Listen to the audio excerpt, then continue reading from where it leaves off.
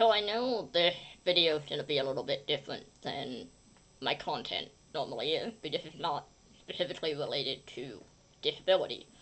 But I wanted to talk about the documentary that came out exposing Nickelodeon and Dan Schneider and Brian Peck, among others. And I specifically wanted to talk about it because I'm a 90s kid.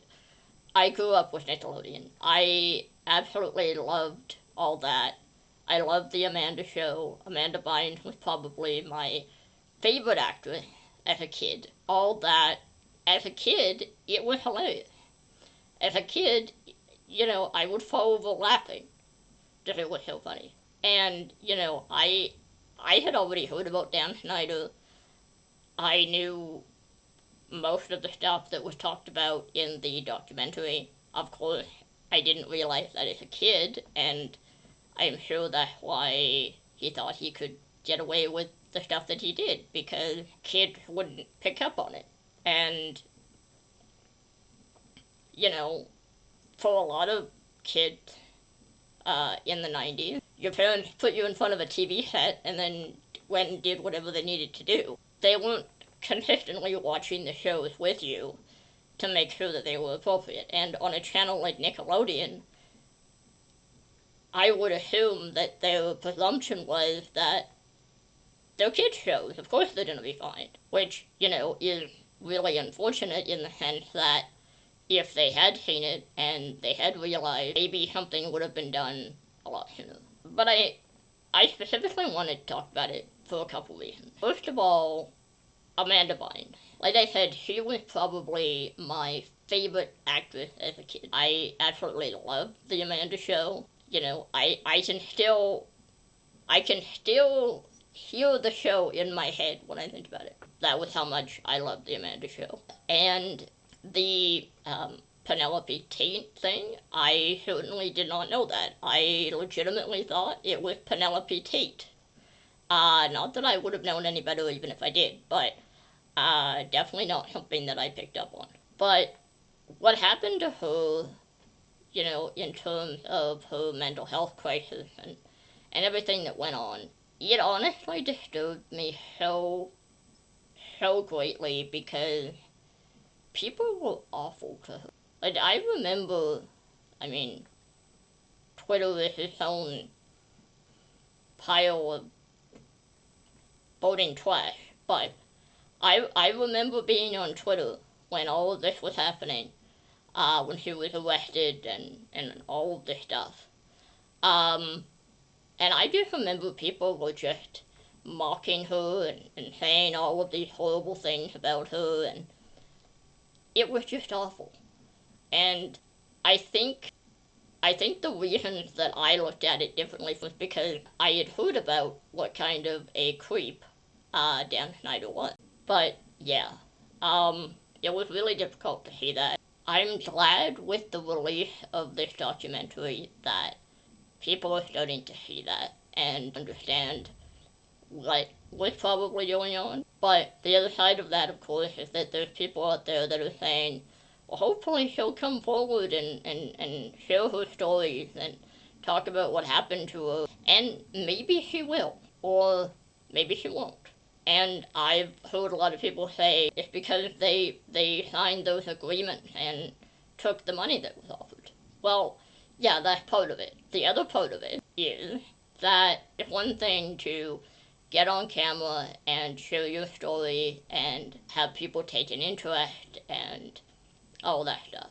It's a completely different thing to be a celebrity or someone who's in the public eye to come forward and say, yeah, this is the shit that happened to me. Like, for example, Drake Bell.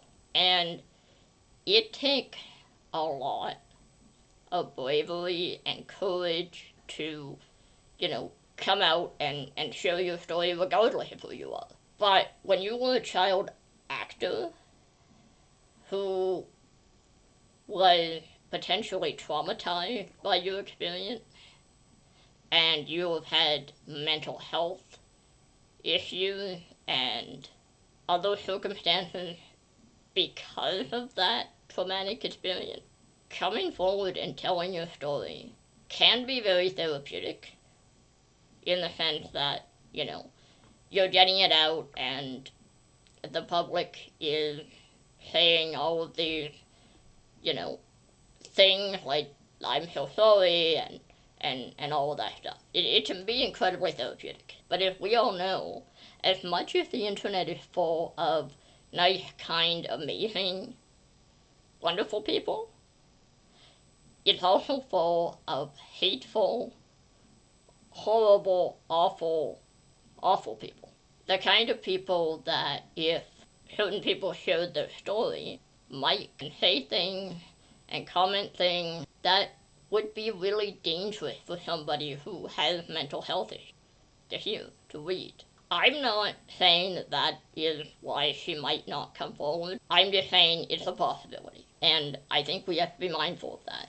And respect that. And respect her no matter what she chooses to do. And just show our support for her no matter what. And that's not just for Amanda. I've seen people harping on people like Miranda Cosgrove and Josh Peck and all of these people. And it's like, at the end of the day, we don't know what they went through. And I think that we have to be mindful of that, and we have to treat people with kindness and realize that if that documentary taught us anything, it's that those kids were treated horribly. And now they are living with the repercussions of that, which is devastating. And if they choose to come forward, that is great.